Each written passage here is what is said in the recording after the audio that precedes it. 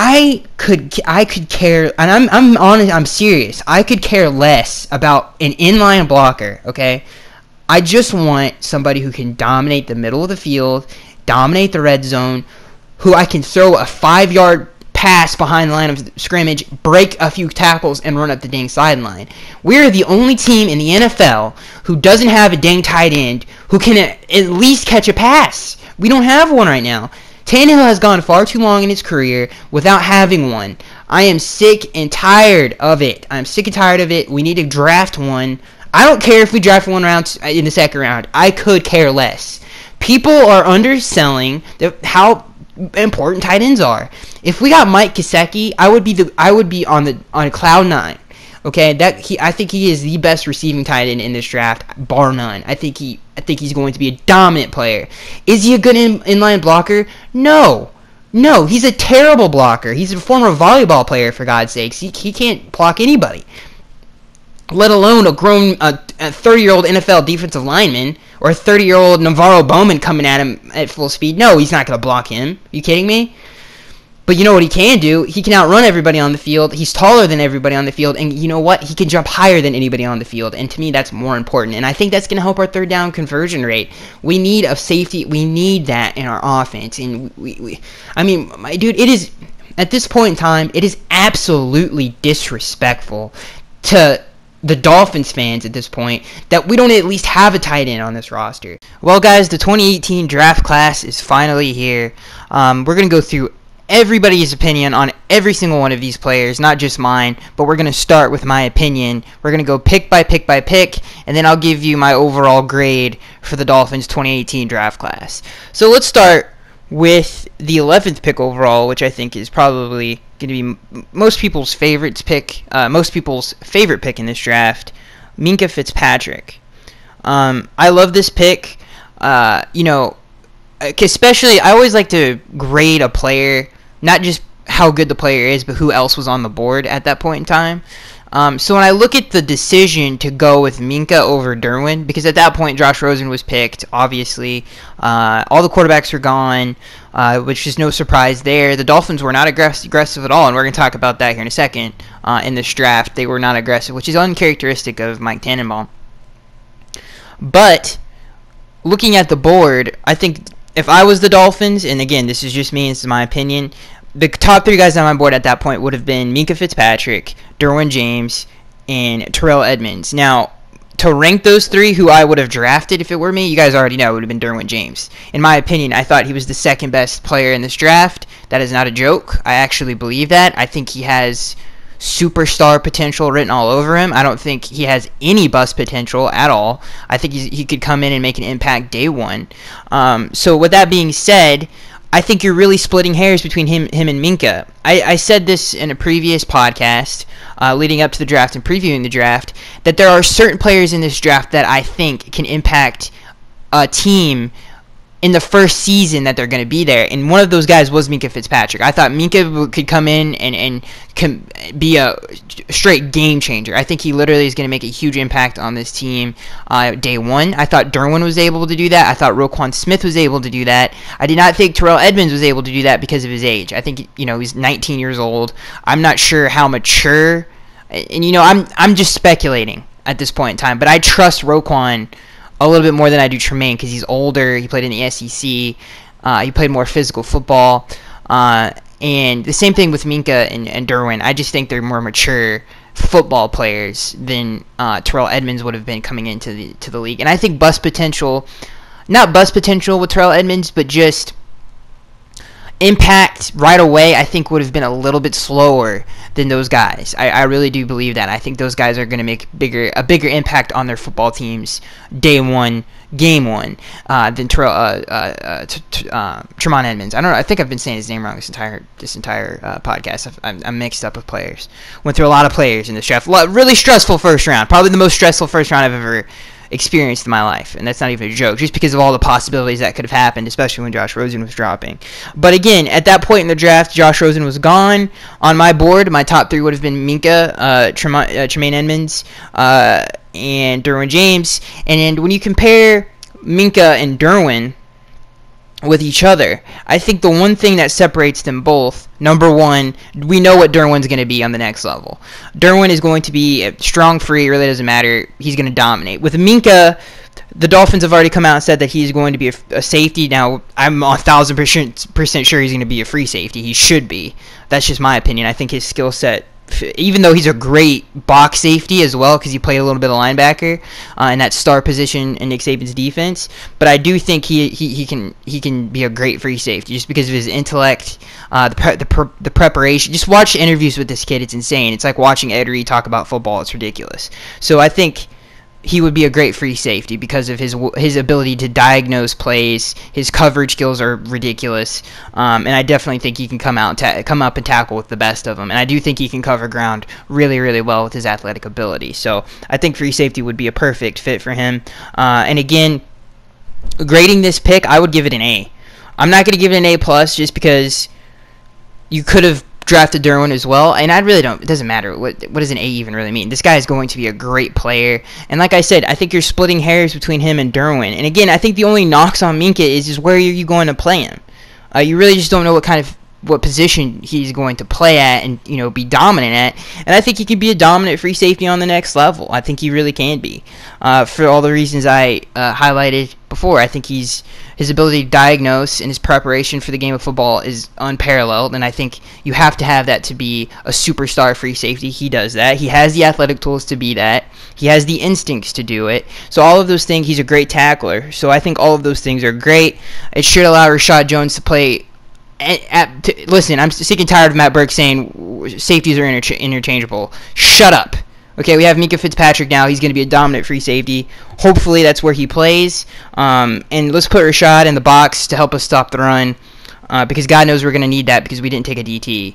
And we're going to talk about that here in a second. But allowing Rashad to be Rashad for the entire game is ridiculous. And let's move TJ to linebacker. If not nickel linebacker, I don't care what position you want to play him at. But if he wants to be a 3-down guy, he can do that too. I think TJ's capable of doing it. So again, if I'm grading this, again, I thought, in my opinion, he would have been number 1 and number 2. He would have been the second player on my board at that point. And I have Minkah and Derwin in my top 5 players in this draft, by the way. So again, I think you're splitting hairs to which one's better. It's really what your flavor of ice cream is. I thought Derwin, he just has more of a defined role than Minkah does, and I think that's what separates them both. But I think Minkah can be a dominant free safety on the next level. So we'll see. I think he's going to be like a Tyrann Mathieu, where he lines up in a lot of different positions. He's going to line up at safety, strong safety, free safety, nickelback, all those kinds of things, maybe a little bit of corner at times. But I think that's probably what he's going to do on the next level. But I would play him at free safety as his true position. Let me know what you guys want to play him at. I love this pick. I think he's one of the best players in the draft. I think we got extremely good value there, so that's why I gave it an A. I think he's going to be a game changer day one, and that's what I'm looking for in the first round. I need game changers, and I think he is one of those, and I think he's going to be a superstar on the next level. Mark my words. I think he is going to be, if not the defensive rookie of the year, because Roquan Smith, I think, is going to pad his stats, but I think he's going to make the most impact out of any of the other rookies, because Derwin's already going to a great defense, and I think Minkah is going to literally change a lot that went wrong in that secondary from a year ago, especially with busted coverage and stuff of that nature. And again, adding him really matriculates down the entire defense, because we can move TJ back to linebacker, and I think that's what most Dolphins fans wanted anyway, so I think that's a great thing. This next pick, you guys heard in the beginning of the cold open of the podcast here. This is probably my favorite pick, and I love Minkah. I think he's a better player than Mike. I don't even think it's close. But I have a bias for later round picks, because I think they're not that they're more important, but they're less obvious than your first round pick. You have to really find starters and do a great job in the later rounds and to really have a successful draft, obviously. So this guy was a no-brainer to me. I cannot believe he fell to the second round, especially with all the buzz that he had going into the first round. I thought definitely New Orleans was going to pick him. Obviously that didn't happen. I thought the Eagles might stay at 32 and pick him, but he's definitely not. They're kind of a tight end. So this is a perfect pick for us, and that's tight end Penn State Mike Gesicki. He is my favorite tight end in this draft. He was my number 1 tight end in this draft, in a pretty dang good tight end draft with Hayden Hurst, Dallas Goedert, and I'm forgetting somebody else, Mark Andrews. So yeah, all of those guys are going to be, I think, pretty dang good NFL players, and I think he's going to be the best out of all of them in terms of a receiving threat. The comparisons to Jimmy Graham, I think, are pretty dang spot on. He's very similar to Jimmy Graham, not just because of the number, but just because of the way he plays. His athletic measurables, not only his athletic measurables, but just his football, his tape is great. I mean, it's not like he just went to the combine, put up great numbers, and he has no production on the field. He has the production. It shows up on tape. He is the all-around great tight end. It's not one of these, he had a freak combine, that's why he was drafted. No. This showed up on tape. He was a dominant red zone threat in college. He put up a lot of touchdowns for Penn State. And a lot of big games as well, and he is a downfield threat in the middle of the field. He's going to replace Jarvis Landry's presence in the middle of the field. He's going to line up in the slot a lot this upcoming season. He's going to up our red zone offense and our red zone efficiency a ton. He's going to put points up on the board. He is a offensive playmaker, Pro Bowler. Okay, this man is going to make some Pro Bowls, trust me. Minka Fitzpatrick, not Minka. So is Minka. He's definitely going to make a ton of Pro Bowls. But Mike Gesicki, he's going to make his own fair share of Pro Bowls. He's going to be one of the best receiving tight ends for years to come. Mark my words, he was one of my favorite players in this draft. I love Mike Gesicki. To get into some of the negatives of Mike Gesicki, and I'm not even going, this was a huge need, and to get not just a great tight end, but I think a difference maker, because I think he's going to open up a lot of different things for a lot of different people, and I think Adam Gase finally got somebody he can use as a matchup nightmare, which he hasn't had a lot of on this offense, so I think this is a perfect fit schematically as well. But just to go through one negative that I see with Mike Gesicki, we're not going to talk about his run blocking. I'm sure you guys have heard that enough. That's not why we drafted him. I know that's why you guys know that. He's a long strider, and when you watch the tape, I kind of wish on some of his routes that he would cut a little harder, but he doesn't have that ability. He just doesn't have that ability because he's such a big dude. So you could make an argument that would allow DBs to jump in front of some of those routes. He's not, that's the only negative that I see when I watch the tape in terms of his receiving ability. But that's all nullified, and you throw that out the window as soon as you see him use his physicality the way he does. He is like a Gronk, where he does use his stature and how big he is to his advantage. He's not an idiot. It's not like, why doesn't he use his body? He does. Like, he does use his physicality. He posts up people all of the time. He's a master at the 50-50 ball. That's the thing he does the best. So he knows how to use his athletic traits in his body to be a great football player. So I would say the criticisms of him being a long strider, and yes, sometimes you might want to see, oh man, I really wish he would have hit that route a little harder. I don't think that's going to be a problem on the next level because of the way he uses his body. And I think that's going to help his route running ability. If you look at Gronk, he's the same way. He's a very long strider. He doesn't cut hard at all. He just gets separation with his physicality and his speed. And I think that's the same thing that Mike's going to utilize very well. And he's a good route runner. He can't help the fact that the man's 6'6" and he's got long legs. I mean, that's just physical. That's just God-given ability. It's not like he's never going to be that. He's not a Zach Ertz who's he has the ability to route run like a Julian Edelman. That's just not who he is. He's a Jimmy Graham, Rob Gronkowski type, where he's a long strider kind of a guy who just uses his physicality, his body, and his speed, and that's what he is. So I think that's a mischaracterization of what kind of tight end he actually is, because I think there's two ways you can do it, and I think he's in the school of Gronk, not the school of Zach Ertz or Jason Witten. Alright, so that's what I think of Mike Gesicki. I would give this an A+++. Tannehill has finally gotten a monster on the offensive side of the football, and I think a future superstar. And if that's overhyping him, you guys can let me know. Let me know your guys' opinion. I think this guy, day one impact, and that's what we need in the second round. We need starters that are going to come in and be playmakers, and Mike Gesicki is just that. And I could talk about Mike Gesicki all day long. And one thing I want to say before we move on, the whole, he can't block. No, God knows he can't block. He can't.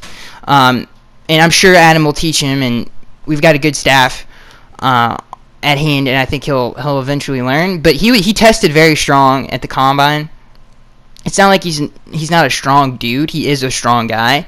And I think when you watch some of the tape, he was kept in pass protection a lot. I think he did pretty well in pass protection. I think he did better than he did in run blocking for sure. So I think he does have some pass protection ability as well if we need him to do that. So he is a little bit more versatile in the blocking side of football than you might think.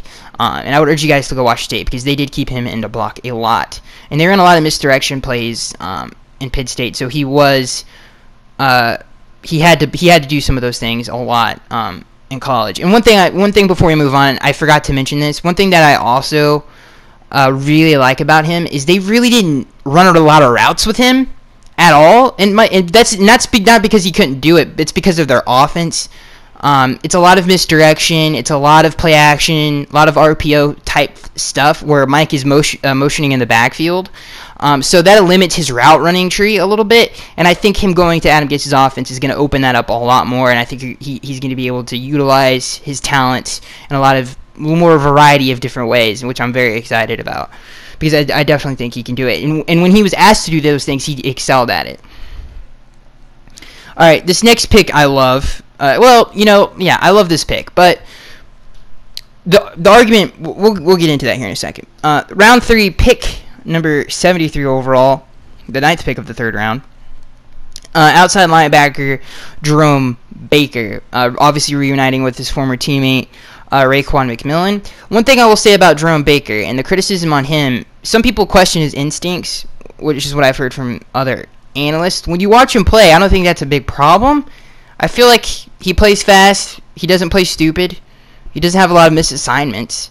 So I don't think that's a big deal. Like I've never really seen I haven't really seen that from him. He's a great blitzer as well. He's a great coverage guy, and I think that's what he's going to do well on the next level. And another criticism, obviously, he's a small dude. If you look at him, he looks like he's a DB. He really does. He looks like he's a DB. So if you're looking for a thumper, that is not this guy. If you're looking for a run stuffer, it's just not. He's never going to be that. I don't want to call him a gadget linebacker because I do think he's going to be a 3-down player for us, and I think that's where the NFL is moving anyway. He doesn't need to be a thumper, and he's definitely going to help us defend tight ends, that's for sure. And hallelujah, we needed it. But he isn't that run stuffer, and I think that's fine. We have TJ, we have Rashad, we have Raekwon to do those things. That's 3 really good players at that. I mean, Raekwon, it's what he did really well at college. Rashad, that's probably the best thing he does in the NFL is just dominating the tackle box. And same thing with TJ. That's the best thing he does is dominate the tackle box. So we don't need Jerome Baker to be that. We have players and personnel on the roster already that do that. So I think knocking him for that is a little interesting because you got to understand why we drafted him. And to add speed to the defense, he's definitely going to help the blitzing aspect of our defense, and he's definitely going to help us cover tight ends. And he should be a very good special teams player as well, day one. So I really like this pick because it fills a need that we have struggled with for so long, is getting athletic on that linebacker core. And Kiko Alonso better watch out because there's a lot of players coming for his job that are better than him in a lot of different ways. So he better show up and show out this upcoming offseason because there's a lot of different moving parts, and I think this linebacker core is much improved. I think it's more versatile. We don't have just a bunch of guys that do one thing. We have a bunch of guys that do a variety of different things and that are capable of doing a variety of different things, and I really like the pick because of that. It adds versatility, it adds speed to this defense, which I really, really like, and that's something this linebacker core desperately needed was speed. Because the Dolphins staff wants to categorize Kiko Alonso as a thumper. He's like, I think Mike Tannenbaum said it at the draft press conference. Like, he's 240 pounds. Kiko Alonso. Raekwon McMillan is our thumper, and if we need to, TJ McDonald can line up right next to him, and then we can line up Jerome Baker with those 3 guys. That would be my dream linebacker core. Kiko Alonso is the odd man out, in my opinion. We'll see what happens in training camp. We'll see what goes on, but in my opinion, I think that would be the best linebacker core we could possibly put out there. And I think we can, you talk about shutting tight ends down, we're not going to have that problem like we did before where tight ends literally would destroy us on a game-to-game basis. That's not going to happen with those 3 out there at the same time. So I love that pick for that reason. The reason I would criticize it is, at that point in the draft, and we saw what happened to Maurice Hurst, but he was definitely not the highest guy on my board. Maurice Hurst was my guy, and obviously the Dolphins didn't pull the trigger on him throughout the entire draft, and that's one of the negatives in this draft. But that's probably the only really negative. You could make an argument that there were better players on the draft board at that point, and I think that's probably the only. But what Jerome Baker brings to our team is pretty valuable. This next pick comes in round 4, pick 23 and 123 overall. Durham Smythe. Smythe, yeah. I think I'm saying his name right. Tight end at Notre Dame. Now, I watched a lot of him over the last couple days here because I didn't really watch a lot of him in college. Obviously, Notre Dame guy. So I didn't watch a ton of him in college. So I try to watch a lot of him. And obviously, what you see with him is he moves people off the ball. He's a great run blocker, and that's why we drafted him. And you know, one of the things that Durham said in his interview when he came, or his introductory interview, is that he says he can do a lot of different. He's not just a run blocker. And when you watch him on the tape or whatever the heck you want to call it, you see that with him. You see when they asked him to go out and pass routes, he's crafty.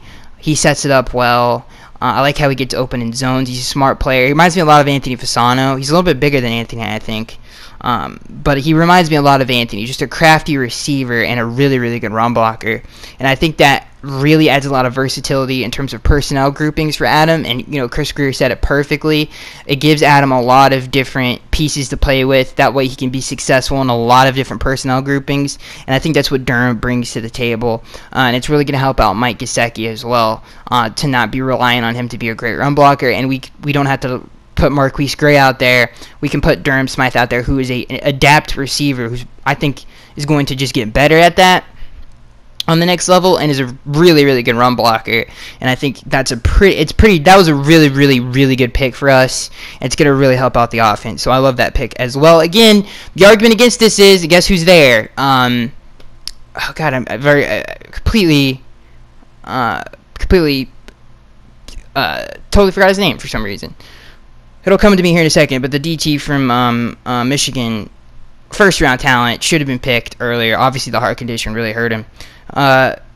This next pick is one of my favorites, if not my second favorite, in the draft. Again, I value later-round picks more than I do the first-round pick because I think it's a little bit more obvious. But round 4, and again, you want to get in this draft, one of the things we needed to do was get playmakers and people who can make an impact right away. And in round 4, pick 31, 130 for Maurice Hurst. That's who I was thinking of. Sorry. Pick 131 overall. Kalen Ballage from running back, obviously from Arizona State. I love this kid a lot. Now, him and Mark Walton. Obviously, Mark Walton was picked in the same round. Those are my favorite. Those are my two running backs. With everybody else that obviously got drafted ahead of them, those are my two best left, and I love Caitlin a lot. Obviously, the production doesn't match the man, as a lot of people say, and they're right, but the argument I would make, the man didn't get the ball that much in the running game. He got in a ton in the receiving game, but when he did get his opportunities in the running game, he was dominant, in my opinion. I love this kid. I think he's going to be a playmaker. I think he's a sleeper. I think he's going to make a huge impact. And one of the things Adam Gase said, and I'm serious about this, I think he's going to make a huge impact on the 2018 season. I think he's going to get a lot of touch. I think you guys are going to be pleasantly surprised about I think a lot of people are going to be wearing Kalen Ballage jerseys in the regular season. I mean that. I think he's going to be that impactful. But one of the things Adam Gase wants in his running backs is obviously by committee. He wants a running back by committee. He doesn't want one guy that can carry it 40 times a game. He doesn't want an AP. But he wants interchangeable guys. That way he can be more deceptive on the offensive end. He can be a little bit more spontaneous with his personnel groupings. And that's what Kalen Ballage brings. Because he's like Kenyon Drake. He can run the football very well. And he's a really, really good receiver. So those two things he does very, very well, and it fits our offense to a T. And not only that, but the talent level is off the charts, in my opinion. I think he's going to be a better pro than he was a college player. I cannot wait to see him put on the aqua and orange. I think he's one of the more underrated players in this draft. And I'm serious. I would love to hear you guys' opinion on him. If you think he'll never be that productive, whatever reason you think he wasn't like a tremendously productive guy at Arizona State, let me know what you guys attribute that to. But I think on the next level he's going to be a very, very good player. And my thing is I really don't think he was the vocal point of their offense. I don't think he was like, yeah, that's our David Johnson. He's going to touch the ball in a lot of different ways, as much as he could have in the running game. But he's a tremendous receiver, and I think he's going to be a very, very good player for us, and especially in this Adam Gase offense. So I love that pick. In round 6, now this is where it gets a little crazy, because again, I like to compare picks to people that I would have had on my board at that point. Cornell Armstrong, round 6, pick 35, number 209 overall in the 6th round. I would have had, no, Maurice Hurst was already picked, I think. No, he definitely was picked before this. So he was off the board at this point, but I can never say his name right. The slot receiver from the University of Miami, Barrio, I can never say his name. You guys know who I'm talking about if you're listening to this podcast. I love that kid. I thought he was going to be a very good receiver, and especially in round 6, to get a future slot receiver that can replace Danny Amendola at some point because of his age, I think it would have been tremendous, and I think him and Tannehill would have had great chemistry with each other. But yeah, it sucks that we didn't get him. He's obviously prototypical. Obviously, New England got him, which scares me because he is that Wes Welker, Danny Amendola type of a guy, and obviously he's a lot younger. So that sucks that he went to New England. But I would have loved to have picked him there, and I would have picked him over Cornell Armstrong. But when you look at the kid Cornell, he shows flashes of talent, really, really good talent. One thing when I watched him was he had a lot of opportunities to pick off a lot of balls, and he dropped a lot of picks. So I'm very concerned about his ball skills, but his coverage skills are pretty good. I think he's going to be a very good special teams player for us. He's a really, really good developmental prospect as well. Obviously, Chris Greer said that he thinks he can be a good player down the road. He definitely has the athletic attributes to be that. And, scouts and things that you hear, especially if you've watched the draft for many years, all the analysts and former scouts say you want to draft athletic traits and just production in the later rounds, even though they may be a little bit flawed. So it fits that bill, and I think I hope eventually he will become that. But again, he did get his hands on a lot of footballs. He said he patents his game after Brent Grimes. Say what you will about Brent Grimes, but if he got 2 hands on the football, most likely going to be an interception. So that was an okay pick. I thought we could have definitely done better there with getting the kid out of the U, but it's okay. In the 7th round, Quinton Pauling, linebacker out of Ohio. And again, this is where you really want to draft special teams players. I think he's going to be a pretty dang good one for a later round pick. His athletic attributes are pretty good for a middle linebacker, so he should be a very good special teams player. Not going to spend a ton of time on him. We don't really expect him to do a lot this upcoming season, so that's why. And Jason Sanders, kicker from New Mexico. This is an interesting one. Obviously, the Dolphins really liked him, and if you kept up with people that they visited and that worked out, he was definitely one of them. So it didn't surprise me that we drafted him. Obviously, only kicked 66% in college. I think that's what that was. I think that's his kicking percentage. But he also had 92%, or I think it was 95% touchback rate. So the kid has a huge leg. Now the accuracy is definitely in question, but he has a huge leg. So we'll see what happens with him. Hopefully he's gonna get coached up by Darren Rizzi and those boys, and I think he will. So before we get into everybody else's opinion on these draft picks, I want to talk about my overall thoughts of this draft. A lot of hay has been made about the Dolphins not being more, and again, I'm going to agree with you guys on this one, not drafting a quarterback, but not being aggressive in this draft. I thought there was, all of these picks, I think first of all, Mike Gesicki, all right, we'll save that for the last. Let me get to the negatives first. The thing the Dolphins didn't do that I think a lot of his fans wanted them to do was be more aggressive and trade up for certain players that we love and adore. Obviously, a lot of people love Josh Rosen. Baker Mayfield was obviously never going to be a thing, and I know a lot of you guys like Baker Mayfield. A lot of people like Lamar Jackson, I know, in this community. I think a lot of Dolphins fans were a little upset with the front office for not being more aggressive, maybe trying to get up and get a Josh Rosen and stuff of that nature. They're getting a lot of flack for that. They're getting a lot of flack for also not taking a later round quarterback, but we'll get to that here in a second. So my negatives of this draft, I don't necessarily think that's a negative. I'm not trying to get Josh Rosen. I don't think so. I thought we got a better player than Josh. Minka Fitzpatrick, I think, is going to be a great player for us. So I don't really care.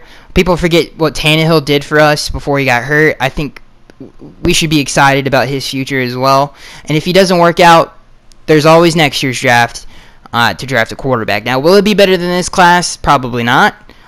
This class was a special quarterback class, so there is that argument to be made, but I don't think it's that big of a deal. Now, one of my negatives, definitely wish we were a little bit more aggressive in getting players like Maurice Hurst.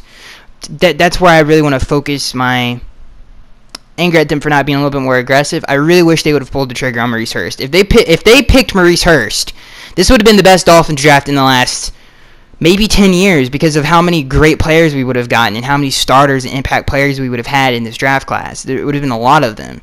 And to get Maurice Hurst to really put the cherry on the sundae, that would have been tremendous. And we really didn't. Maybe we were one of those teams that took him off the draft board because we didn't know the longevity he would have had on the next level. But there is no denying the talent of Maurice Hurst. He's going to be a Pro Bowler, and for him to come in and step into that defensive tackle room and give us a bona fide star in the middle of our defense would have been amazing. And to get really three first-round talents, in my opinion, in Mike Gesicki, Minkah Fitzpatrick, and Maurice Hurst would have been a tremendous thing to have and to achieve. So one of my negatives of this draft, didn't take a defensive tackle, didn't get Maurice Hurst, and I think that's a huge miss for us, in my opinion. The second thing I would like to add, in terms of a negative, we didn't draft the backup quarterback. So if Tannehill did get hurt, our season's over again, and we're not going to win that many games, which sucks, because drafting somebody, even like Luke Falk, who for some reason, what did he fall to, the 6th round? Yeah, for some reason he fell to the 6th round of the Titans, which is just, out of all the teams, really the Titans, is ridiculous, because he is a very underrated talent, and I think he's going to be a good quarterback on the next level. So again, if Tannehill gets hurt, it's over. I mean, Brock Osweiler, one of the most disgusting things that were said on the post-draft press conferences when Mike Tannenbaum said, yeah, we think we have developmental. First of all, I hope to God Adam Gase does not think he has developmental quarterbacks on their roster. We know what Brock Osweiler is, and we know what David Fales is. I'm not trying to burst their bubble, but welcome to reality. Those guys aren't going to become anything in this league. I can promise you that. And we dealt with the 2017 season of pure and just terrible quarterback play, and I never want to go through that again. So please, Tannehill, don't hurt your knee, because if he does, it's going to be another season even worse than last season. I cannot stand bad quarterbacks more than anything in this world. And we saw with the Philadelphia Eagles and how important a backup quarterback is. If Carson Wentz went down and let's say they had Chase Daniel or, I don't know, Connor Cook as their backup quarterback, that season would have been lost. And it's just a waste of a really good season and a talented roster. And I felt the same thing happened to us last season. Now, it wasn't just the quarterback position that suffered a lot of injuries. It was a lot of different other positions, but that had a lot to do with what we were going through. Adam Gase talked about it after that season. We had to throw a ton away in the playbook. We really had to relearn a whole new offense to complement Jay Cutler's strengths, and that really hurt us and all that other stuff. I don't want to have to go through that again. I don't want to have to play a bad quarterback and go through that. I'm sick and tired. Listen, we haven't had... I don't want to go back to the days of Jay Fielder, Pat White, and Dante Culpepper, Scott Mitchell, who was, I guess, a good quarterback for us. I don't know why I brought him up. But for the limited time that he got a big contract with the Lions. But you know what I'm saying. I just don't want to deal with any bad quarterbacks anymore. I'm sick. I'm not gonna bring Chad Pennington into it, or Chad Henne. I haven't got. How in the God? See, this is. I'm trying to, but see, I'm unearthing bad memories right now. Even thinking about the quarterbacks right now, I don't want to talk about it anymore because it makes me want to punch something. I just don't want to deal with that anymore. And I felt like the Dolphins completely missed the ball on that one. They could have drafted Luke Falk, and this goes back to my negatives about them being aggressive. They could have traded up and secured that backup quarterback position a lot. And again, I know they're trying to get impact players, but for Luke Falk to fall to the 6th round, and you guys don't even attempt to trade up for him and at least secure not only the backup position to Tannehill, but a developmental prospect that has a lot of upside, in my opinion. He's not going to, I think we know what Luke Falk could be, and that's a really good pocket passer, which there's nothing wrong with that. But to not secure that position, especially with Luke Falk, who I think is at least a day one or a first 3-round talent, and to let him slip through your fingers, I think is a tremendous whiff on the Dolphins. And we definitely do not have any depth at the quarterback position right now. So that was a huge negative. So again, just to run through it again, I thought aggressiveness, we lacked it at times, and we missed on, and because of that, we missed on a lot of special players, including Maurice Hurst and Luke Falk. I feel like we should have been more aggressive. Obviously, Maurice Hurst probably was taken off the draft board. I don't know about Luke Falk. I don't know. I wish I could see the Dolphin draft board. I can't. But I thought the aggressiveness wasn't there, and I thought we probably could have secured those two guys, or at least more talent, if we were a little bit more aggressive. The second thing is defensive tackle depth. Hopefully Devon Godchaux and Vincent Taylor and Jordan Phillips are the guys, because if not, it's going to be a long season for us in terms of run defense, and we know, and God knows we know that we have to have some run defense as Dolphins fans. And the third thing would be backup quarterback. We did not successfully secure that. And I think that was a huge, and we could have, and that's the sucky thing, is the Dolphins 1,000% could have. I don't know whose decision that was in the war room. I don't know if Adam Gase was lying to all of us that he would like to draft a quarterback once a year. I don't know, but that was a huge miss on the Dolphins' part. And I'm not one of these guys to say, oh, you guys should have took Josh Rosen. No. I don't think that at all. But the Dolphins definitely needed to get out of here with a backup, and they did not do that. And I think that could hurt us. Hopefully it doesn't. And people seem to forget Tannehill was one of the most durable quarterbacks in the league before he tore his knee. And Calais Campbell went low. It should have been flagged. He should have been fined for it. And decapitated my boy's knee. It's not his fault. By the way, we're going to be playing Calais Campbell up in Jacksonville. Hopefully we can get out the hands. Pick off Blake Bortles a couple times. He's a terrible quarterback. I'm just saying. Maybe get some revenge there. Moving on to some of the positives. I thought we got a lot of really impactful talent. I think Kalen Ballage is going to have a huge impact on the 2018 season. Most of the guys, like Mike Gesicki, huge impact on the 2018 season. He's going to be a great player for us. Dolphins fans are going to love him. Minkah Fitzpatrick, same thing. He's going to be a fan favorite. He's going to be hopefully one of the greatest Dolphins ever. I think he has that kind of talent, and I think he's going to be a lifelong Dolphin. I think you can make an argument Mike will be too. And the same thing with Kalen. I think he's going to be a great player for us. I really do believe that. Hopefully his production, it has to do with him not getting as many touches as he deserved. And hopefully he can bring that talent on the next level. Him and Kenyon, I think, hopefully can bring some Ronnie Brown, Ricky Williams magic to our team, and that will help out Tannehill a lot. And obviously Durham Smythe, I think he's going to be a tremendous run blocker for us. He gives us versatility with different personnel groupings, and then obviously Jerome Baker gives this defense an athletic linebacker who can cover tight ends. Cornell Armstrong, really good developmental prospect. He's going to be a good special teams player for us. Poling, good special teams player for us. Jason Sanders, I swear to God, you better not make 66% of your kicks on the next level. So I think we got a lot of impactful starters, especially Mike Gesicki and Minkah Fitzpatrick, and I still think Kalen Ballage can make a huge impact. Jerome Baker, it's a wait-and-see mode. He could not have any effect on the 2018 season for all I know. Hopefully he can learn the NFL game rather quickly and apply his athletic traits to that, and hopefully he can do that. But I know for a fact, and I would stake my reputation on it, Mike Gesicki, Minkah Fitzpatrick, and Kalen Ballage, all three of those players are going to make a significant impact on the 2018 season, and I truly, truly believe that.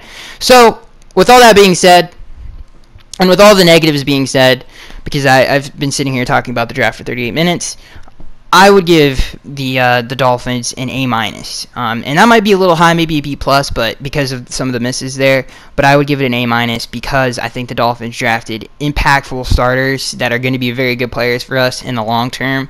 And I thought we got 3 really good ones in this draft that I can envision seeing being very, very good Dolphins for years to come. So yeah, maybe that's a little too, maybe B+, A- somewhere in there, but I'm gonna go with A-. All right. So let's get into some of the critics' views of the Dolphins. No, we got to get to our undrafted free agents first. Okay, so we're just gonna run through these really quick. University of Miami defensive tackle Anthony Moten was one of them. Let's see here. Michigan linebacker Mike McCray, who I love Mike McCray, and I watch a lot of Michigan football because of John Harbaugh, and I love him as a coach, and I watch a lot of Michigan football. And I loved Mike. Every time I watched it, Mike McCray was making a lot of plays. He had 79 tackles, 11 for loss. He had 4.5 sacks. He's 243 pounds, a big physical guy. Can't wait to see him on in preseason. UCF defensive tackle Jameis Pittman, or I don't know how to say that name. Sorry about that, guys. FAU running back Gregory Howell Jr. He had 690 yards, 6.7 yards per carry last season, and scored 22 touchdowns in 4 seasons. Utah Utah State cornerback Jalen Davis. He's 5'10". He has 11 career interceptions, including 5 this past season, and he had 4 defensive touchdowns in his career. That's pretty good. FAU kicker Greg Joseph, who will compete with, obviously, Jason Sanders. He was 57 for 87 on field goals. He has a 69.5% career percentage. He was 15 for 21, 71% last season. Also, let's see here. Yeah, and Sanders only made, I don't know. He's got a bigger leg, but I think his percentage was a little bit less than that. Let's see here. Fairmount State defensive end / outside linebacker Quincy Redmond, 6'5", 256-pounder. He had 17 sacks in college. Notre Dame, Ohio defensive end Cloudy Matthew. He had 27 career sacks, 5 forced fumbles, and 1 pick in college. William and Mary offensive lineman Connor Hillard. Purdue offensive tackle Davin Stemmis. I don't know how you say his name. Very hard name to pronounce. TCU long snapper Lucas Gravel. Don't take John Denny away from me. I don't know why we drafted. Come on, guys. Don't do that to my dude. But yeah, Mike McCray, I think, has a chance to make the roster and actually make an impact. I like Mike McCray. So that was all of our undrafted free agents so far. This next story comes from Barry Jackson of the Miami Herald. Analysts with strong views on Dolphins' 2 4th-round picks.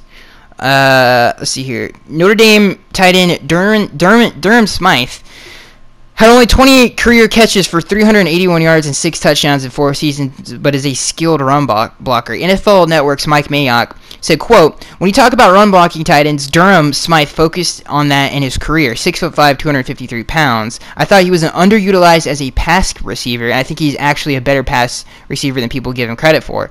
We'll go to the ground to catch it. You can line him up at H-back, and he can block people." Alright, so that was Mike Mayock. This is Mel Kiper. He averaged 16.3 yards a catch, but only on 15 receptions. He's not going to be a vertical threat in the NFL.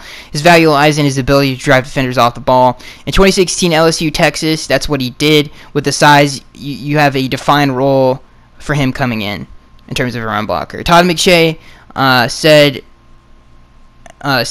of Smythe and Mike on the Mike Gesicki pick, they're opposites. They will complement one. Excuse me. Let me say that again.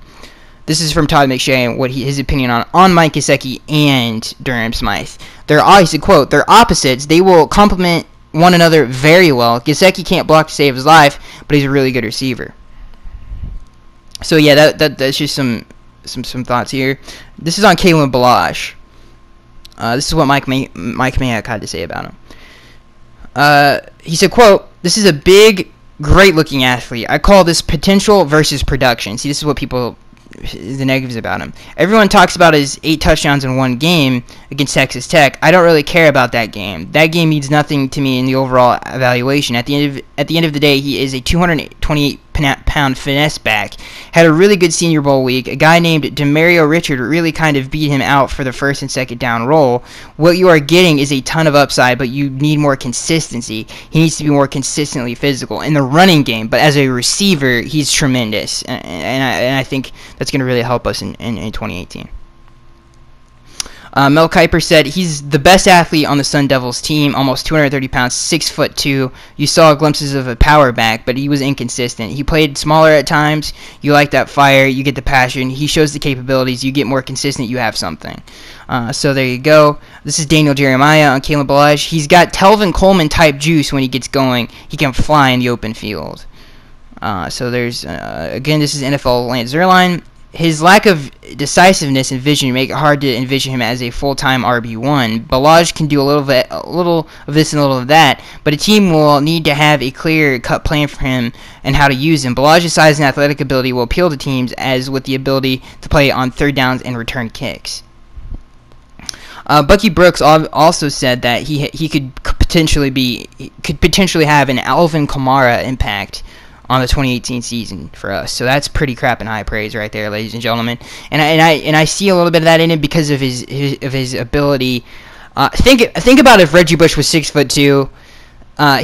He doesn't have the vision that Reggie had. Obviously, he doesn't have the instincts that Reggie had, Kalen, but he definitely has the receiving ability. So I'm very excited to see what he will do on the next level for us. This comes from Armando Salguero, and Miami. This is again another opinion on the draft. Miami Dolphins draft yields no quarterback and no hope for a miracle. I have no idea what that means. There should be no doubt the Miami Dolphins did a great job of picking Minkah Fitzpatrick, perhaps one of the best 5 prospects in this draft with their 11th overall pick. There should be no doubt that associate head coach Dan Rizzi and assistant special teams coach Marwan Malouf will get their hands on rookie kicker Jason Sanders and his ordinary college field goal percentage, 71.4% for his career, and a troubling 66.7% last season, and will fix whatever is wrong because these two do that about as well as anyone in the NFL. So, no immediate worry there. I'm even getting out on a very thin branch of the trust tree and tell you the Dolphins passing on University of Miami receiver Braxton Berrios in the 6th round in order to pick cornerback Cornell Armstrong probably won't look terrible in the years to come. I say this even though the New England Patriots selected Berrios 1 pick after the Dolphins passed on him. I don't know about that. I think Berrios is going to be a good player. But all of this faith and trust and comfort with that the Dolphins did during the 2018 NFL Draft stops at the quarterback positions. The Dolphins didn't pick one on the first day, which is fine, but they didn't pick one on the second or third day, which is a big deal. I agree with Armando on that. And a team that did enough homework to come out of the draft with a quarterback who might challenge Ryan Tannehill for his job in the coming years, retracted to a position where they are not even armed with a quarterback capable of challenging backups, Brock Osweiler or David Fales. And this makes me uneasy. It's a bad look, and it's not visionary. The decision not to draft a quarterback who could perhaps maybe hopefully be a player someday obviously says the Dolphins weren't all that concerned about the future of the quarterback position. It's Tannehill starting, which we've all known for 2018, but not picking a quarterback also affects the spots beyond Tannehill as we saw last year. Remember, last year the Dolphins were confident Tannehill was healed from his 2016 ACL tear. There was such certainty that Tannehill would roll his eyes skyward each time he was asked about the knee. Coach Adam Gase started mocking people asking about Tannehill's progress, and then the re-injury or new injury or whatever you want to call it, the thing that crashed the team's season, happened during an otherwise routine training camp practice in August. Tannehill went down with another ACL injury, and that was it for 2018 because the team had no miracles to offer to rescue the season. Backup quarterback Matt Moore couldn't stay healthy. Mercenary Jay Cutler sucked the air out of the franchise, and $10 million of the salary cap, and Miami had nothing else.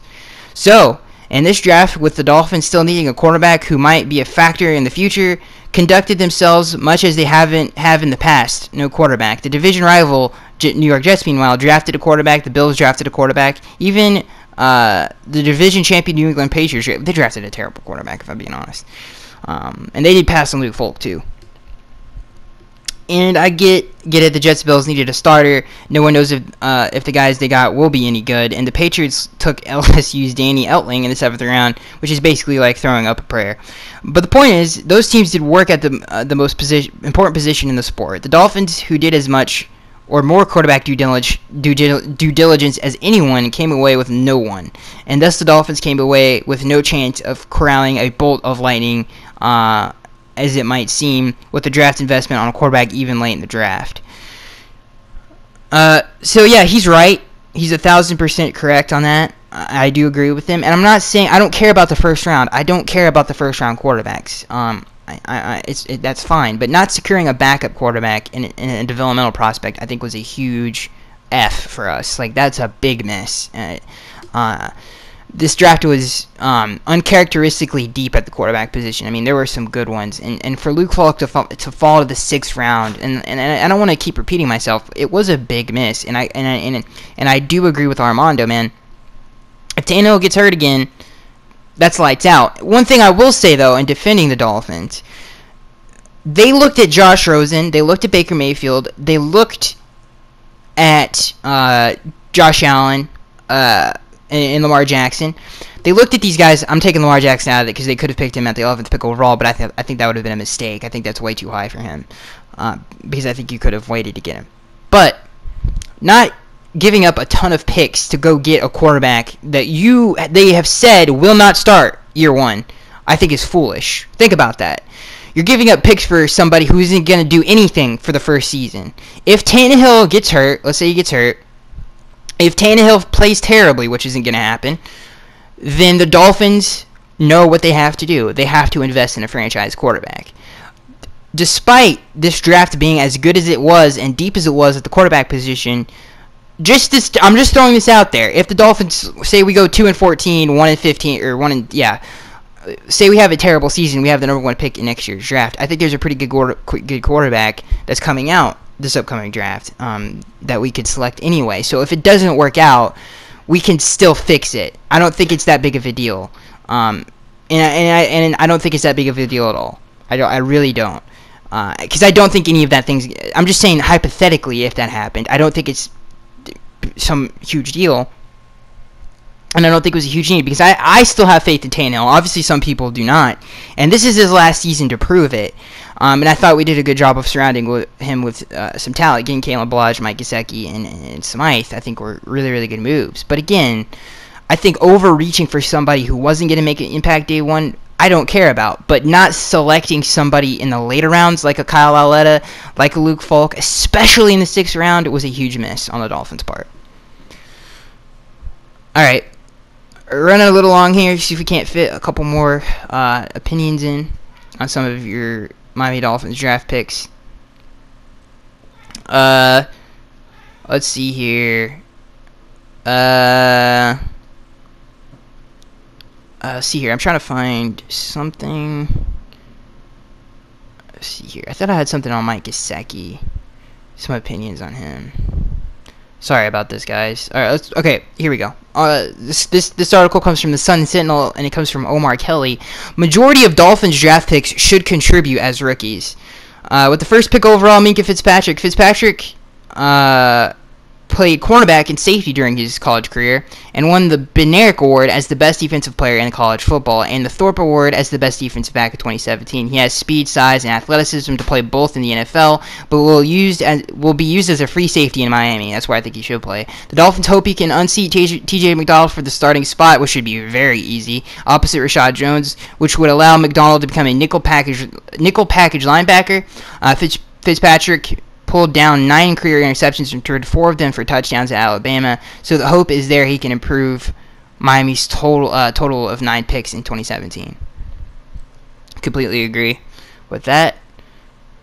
I don't think that's a hope. I think that's a guarantee. I'm guaranteeing that. 2nd round, Mike Gesicki, Penn State. Gesicki is a phenomenal athlete. This is obviously Omar Kelly's opinion right here. Who has a prototypical blend of size, 6'6", 252 pounds, long arms, 34 inches, speed 4.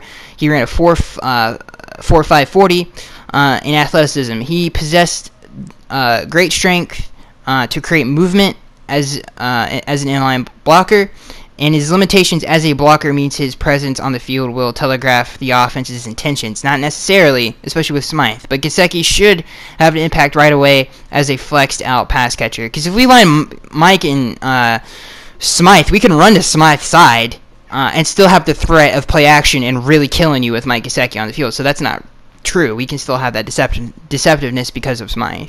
Gesicki's main competition for the role is A.J. Derby. Whew, that's barbecue chicken, ladies and gentlemen. The Dolphins added late last season, and Marquise Gray, a role player for the past 2 seasons. Yeah, that's not going to be hard for Mike. Let's go here. Jerome Baker. This is his opinion on Jerome Baker. Baker's blend of speed, 4.5 in the 40-yard dash, and strength, 22 reps at 225 pounds, is rare, and indicates that he could be a strong, weak side linebacker in a 4-3 scheme in time. He led the Buckeyes with 72 tackles, 8 for loss, 3.5 sacks, and 3 pass breakups in 13 starts, and will be reuniting with fellow Buckeye Raekwon McMillan, the Dolphins' 2017 second-round pick, who he started alongside in 2016. Baker's viewed as a coverage specialist because of his impressive speed and range, but his run defense needs some work. He'll compete with Stephon Anthony, Chase Allen, and Terrence Gavin for a role as one of the 3 starting linebackers. Like I said, this is the same thing I was talking about. Don't care about his run stuffing ability because, again, we have TJ, who I think could be a 3-down linebacker, and Raekwon McMillan, both of those guys can dominate the tackle box. Notre Dame tight end Durham Smythe.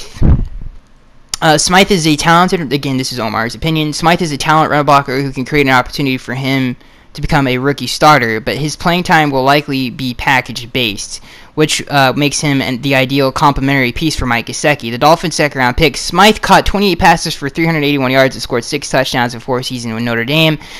He's a decent route runner, and it's possible that he could become a reliable pass catcher in the mold of Anthony Fasano. He likely will compete with Gavin Escobar for the tight end role. And I agree with that. I think he will become Anthony a little bit. I think he's got a little bit more wiggle than Anthony had.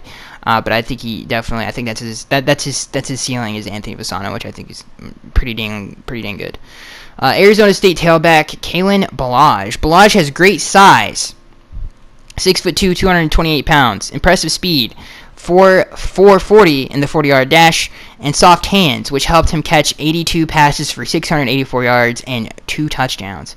He was never utilized as a feature back at Arizona State, which explains why he rushed for 1,000 yards in a season in 4 years at ASU. But Ballage averaged 4.4 yards per carry and scored 29 touchdowns in 47 games. He'll compete with Sonoris Perry and Brandon Ratcliffe for the role as Kenyon Drake and Frank Gore's backup. He could also push to be Miami's kick returner, since that's the role he handled in college. Again, dynamic playmaker, and I think he'll make an impact right away. And I think we're going to wrap it up there, guys. Sorry we really didn't get to a ton of other people's opinions on this draft. But I can tell you right now, I think we got an A- from NFL.com's Bucky Brooks. I think we got like a B+ from ESPN.